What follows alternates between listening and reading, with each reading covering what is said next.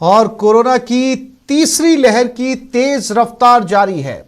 फिर भी ये लहर कम घातक है। इसका सबसे बड़ा कारण है बड़ी संख्या में लोगों का वैक्सीनेट होना। यानी ये बात साबित हो चुकी है कि कोरोना से हमें वैक्सीन ही बचाएगी। ऐसे में आपके मन में वैक्सीन को लेकर भय क्यों है? सच्चाई तो यह है कि जिसने वैक्सीन नहीं ली उससे ज्यादा खतरा है। इसलिए हमारी बात मानिए, वैक्सीन कवच को ना नहीं कहिए।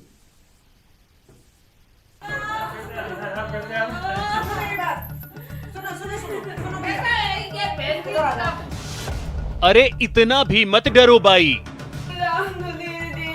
मत हटाए, कुछ भी मत हटाए, छोड़। यही है कोरोना की असली दवाई। भैया एक तरफ देख ले, सुने मेरी बात सुन, देख इसमें दवाई कितनी सी है। दवाई मैं ज्यादा नहीं है ना। देखो कितनी आसानी से तो सब हो गया। लग गया इंजेक्शन। वायरस के खिलाफ टीका कवच लग गया।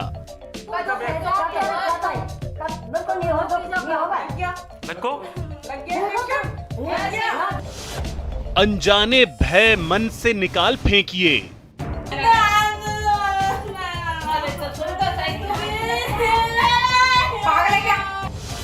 वैक्सीन कवच को ना नहीं कहिए। उधर देख लो, भैया की तरफ देख ले, एक बार तेरा फोटो आना चाहिए तो बता भी तो लगना चाहिए बिल्कुल।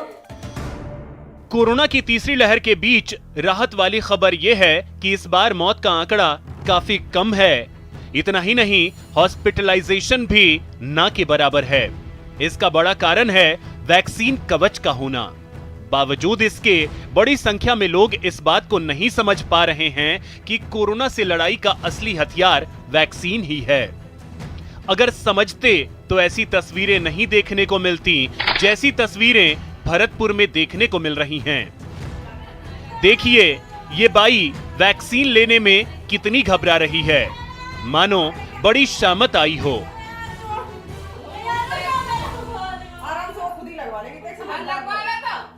बेचारे पतिदेव के साथ साथ घर की दूसरी महिलाएं और वैक्सीनेशन टीम के कर्मचारियों का पसीना छूट गया।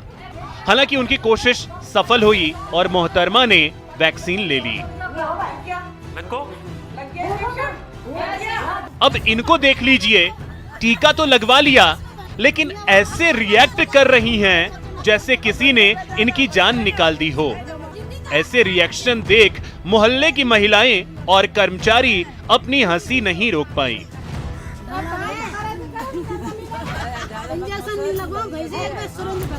अरे भाई, इतना भी क्या डरना, ये तो आपकी भलाई की ही दवाई है। लोगों को वायरस के वार से बचाने के लिए वैक्सीन रूपी कवच लेकर प्रदेश भर में स्वास्थ्य विभाग की टीमें घूम रही हैं। कई बार तो इन्हें विपरीत हालात की भी परवाह नहीं होती।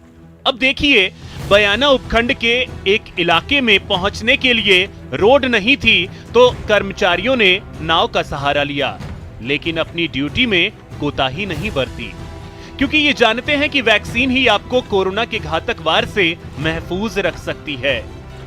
न्यूज़ 18 भी आपसे कह रहा है कि देर मत करिए, अनजाने डर और भ्रम को मन से निकाल फेंकिए और वैक्सीन कवच को ना नहीं कहिए। न्यूज़ 18 राजस्थान के लिए भरतपुर से दीपक पुरी की रिपोर्ट। और अब बात उस खबर की जिसे देख और सुन आपका भी खून खौल जाएगा, क्योंकि प्रतापगढ़ पुलिस ने एक ऐसे गैंग को शिकंजे में लिया है जो गैंगरेप की वारदात को अंजाम दिया करते थे।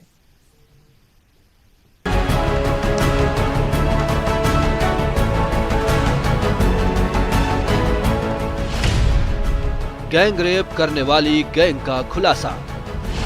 वारदात का बनाते थे अश्लील वीडियो, फिर करते थे ब्लैकमेल। हाईवे के हैवान, गौर से देख लीजिए इन हैवानों को।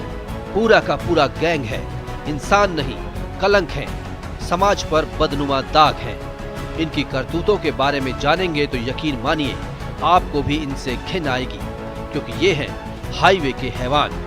जी हां, गैंगरेप को अंजाम देने वाले एक दो नहीं कई गैंगरेप की वारदात में शामिल।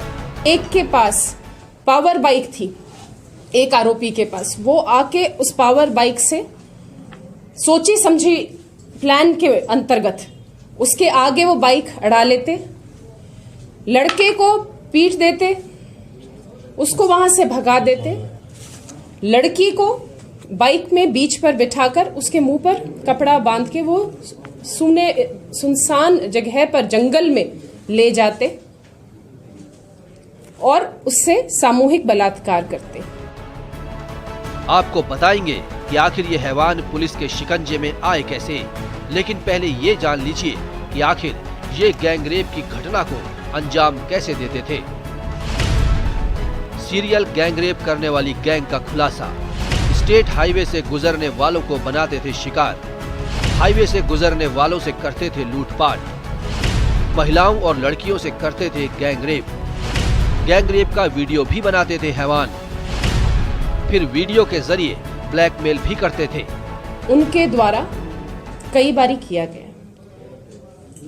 पीड़िता ने डर, क्योंकि उसको बार बार पीटा जाता था इस दुष्कर्म के दौरान, उसको पिस्तौल का डर दिखाया जाता था। घटना के दौरान वीडियो बनाया जाता था, उस वीडियो को वायरल होने का उसको धमकी दी जाती थी।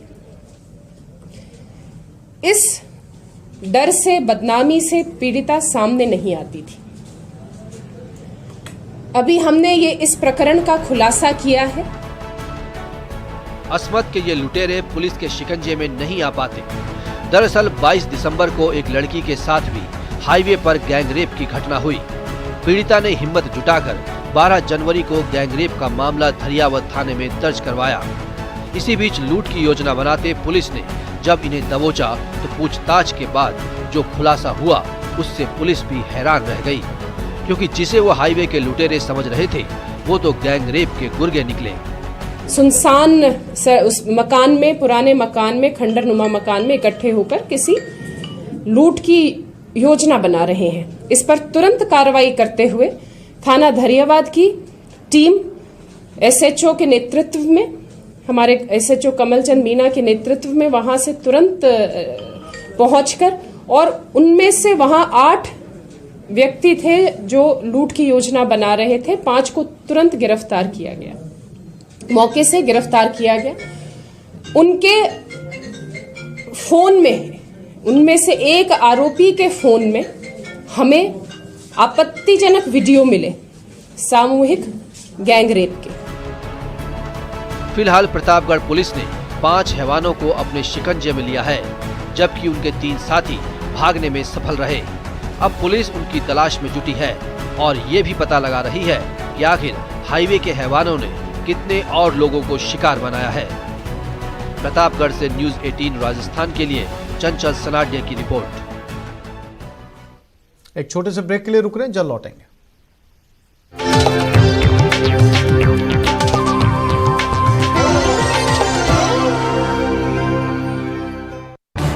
इस न्यूज हेडलाइंस के प्रायोजक पेट सफा आयुर्वेदिक जून, पेट सफा हर रोग दफा।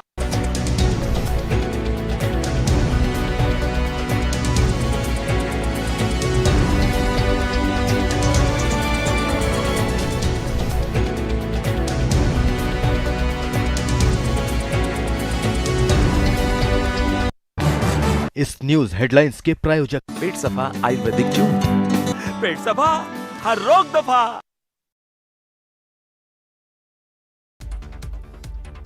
मुंबई हार्बर में भारतीय नौसेना के युद्धपोत आईएनएस रणवीर में हुए ब्लास्ट में 3 नौसैनिकों की मौत हो गई है और 10 नौसैनिक घायल हो गए हैं। नौसेना ने हालांकि धमाके की जांच के आदेश दे दिए हैं।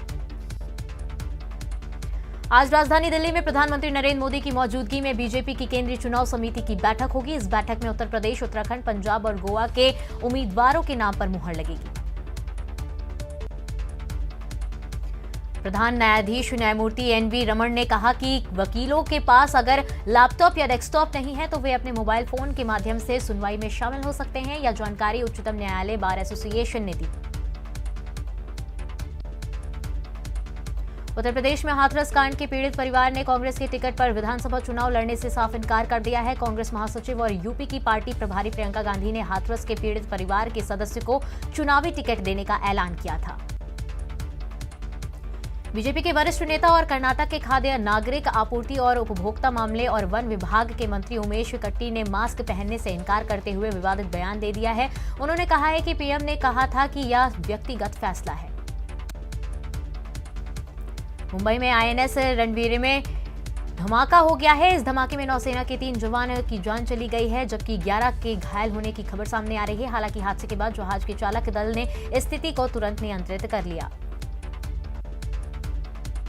चुनाव आयोग ने समाजवादी पार्टी को फटकार लगाई है। कोविड प्रोटोकॉल और आचार संहिता तोड़ने का दोषी पाया गया। आयोग ने आगे से सावधान रहने और गाइडलाइन का पालन करने की नसीहत दी है। यूपी में विधानसभा चुनाव से पहले बीजेपी ने मुलायम परिवार को बड़ा झटका दिया है। आज बीजेपी में अपर्णा यादव शामिल होंगी। दिल्ली में बीजेपी की सदस्यता लेंगी।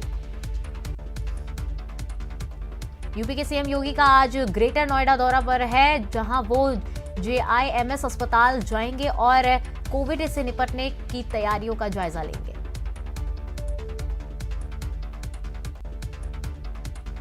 पांच चुनावी राज्यों में कांग्रेस आज प्रेस कॉन्फ्रेंस करेगी। इसी कड़ी में राजस्थान के पूर्व डिप्टी सीएम सचिन पायलट उत्तर प्रदेश के वाराणसी में पीसी करेंगे। पायलट ने कहा कि जिस तरह प्रियंका गांधी यूपी में काम कर रही हैं, उससे साफ है कि बीजेपी का विकल्प कौन होगा। देश में पिछले 24 घंटों में कोरोना वायरस के 2,82,970 केस सामने आए हैं और 441 लोगों की मौत हो गई है। देश में दैनिक पॉजिटिव रेट अब तक 15.13% है। पिछले 24 घंटे में सबसे अधिक मामला दर्ज करने वाले शीर्ष 5 राज्यों में कर्नाटक सबसे ऊपर है। यहां कोरोना के 41,457 मामले की दर्ज किए गए हैं। इसलिए में एक दिन में सबसे ज्यादा मौत मरुधरा में आज कोरोना से 9 की मौत। प्रदेश में एक्टिव केस हुए 69,388। बीकानेर में किसान सिंचाई पानी की मांग को लेकर चक्का जाम करेंगे। पिछले 11 दिनों से चल रहा है धरना।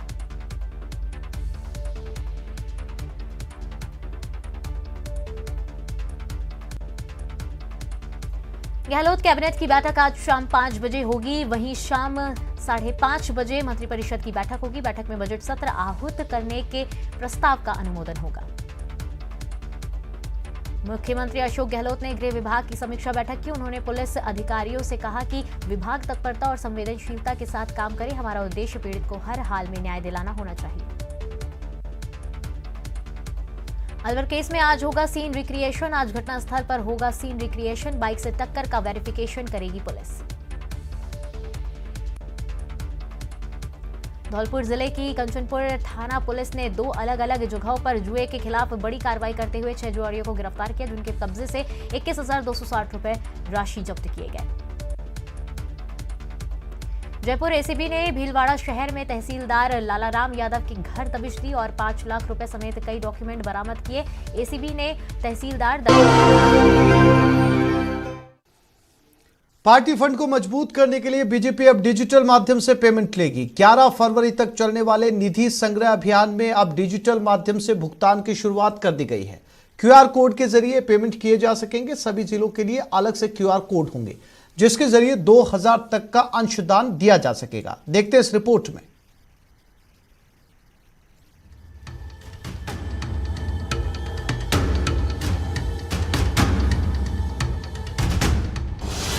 बीजेपी में ऑनलाइन अंशदान मॉडल। पार्टी के संगठनात्मक 44 जिले हैं और 44 जिलों के 44 क्यूआर कोड हैं। पार्टी के उस जिले के कार्यकर्ता उसको स्कैन करके ये डोनेशन कर सकते हैं। डिजिटल मोड से खजाना भरने का अभियान विधिवत शुरुआत हुई है। हमारे पार्टी के तमाम प्रमुख नेता, हमारे आदरणीय उपनेता राजेंद्र जी राठौड़ साहब, हमारे संगठन मंत्री जी, पार्टी के हमारे तमाम पदाधिकारीगण, उनकी साक्षी में ये पूरा प्रदेशव्यापी अभियान है। दुनिया की सबसे बड़ी राजनीतिक पार्टी होने का दावा करने वाली बीजेपी ने बदलते जमाने के साथ पार्टी की कार्यशैली को भी ढालने की कवायद शुरू कर दी है। ऑनलाइन सदस्यता अभियान के बाद अब पार्टी ने सदस्यता सहयोग राशि डिजिटल मोड में लेने का अभियान शुरू किया है। पार्टी के ऐसे समर्थक, शुभचिंतक, उन्होंने भी अपनी इच्छा से इसमें सहर्ष अंशदान देना शुरू किया है। ये अभियान 11 फरवरी तक चलेगा, जिसमें बूथ का कार्यकर्ता भी सामान्यतः न्यूनतम 100 रुपए से लेकर ऊपर तक जो वो चाहे वो अंशदान करेगा। देश में बीजेपी के 17 करोड़ सदस्य हैं। मरुधरा में पार्टी के सदस्यों की संख्या करीब 90 लाख है। अब पार्टी के लिए डिजिटल पेमेंट के जरिए फंड लेना आसान होगा। इस अभियान में QR कोड के जरिए घर बैठे अंशदान दिया जा सकेगा। सभी जिलों के लिए अलग से QR कोड होगा। डिजिटल माध्यम से 2000 तक का अंशदान लिया जाएगा। 2000 से ज्यादा की सहयोग राशि चेक के जरिए दी जा सकेगी। पार्टी सहयोग की रसीद भी देगी ताकि पूरी पारदर्शिता बनी रहे। 2000 रुपए तक की राशि, ये जिसकी रसीद हम लोग पार्टी की तरफ से जो केंद्र से आती है वो देते हैं। 2000 से ऊपर का कोई भी डोनेशन ये चेक के रूप में पार्टी के समर्थक, शुभचिंतक, कार्यकर्ता, जनप्रतिनिधि, मैंने अपने स्वयं के अकाउंट से भी शुरुआत की। सतीश पूनिया ने जब प्रदेश अध्यक्ष का पदभार संभाला था तब पार्टी फंड में कमी की बात सामने आई थी। हालांकि पूनिया के प्रयास से बीजेपी की झोली फिर से भरने लगी। अब डिजिटल पेमेंट से इसमें और मजबूती लाने की कोशिश की जा रही है। Babulal धायल, news 18 network, Jaipur. और दौसा में किसान जमीन मामले के अंदर राकेश टिकैत भी पहुंचे। उन्होंने फोन पर बात की थी और अब जाकर राकेश टिकैत दौसा में किसान की जमीन नीलामी मामले में थोड़ी देर में दौसा पहुंचेंगे। परिवार से करेंगे मुलाकात। पीड़ित किसान परिवार से मुलाकात करेंगे। थोड़ी देर में वो दौसा पहुंच रहे हैं।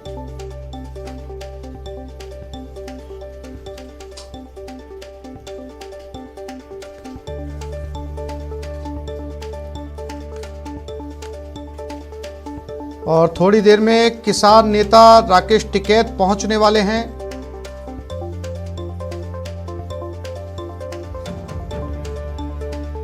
और इस किसान परिवार से मुलाकात करेंगे। इनकी जमीन नीलामी का ये पूरा मसला था और इस नीलामी को आज रद्द किया गया। न्यूज़ 18 राजस्थान पर खबर प्रसारित होने के बाद और इसी सिलसिले में नेता राकेश टिकैत ने किसान परिवार से बात की थी। तो इस बुलेटिन में फिलहाल इतना ही। नमस्कार।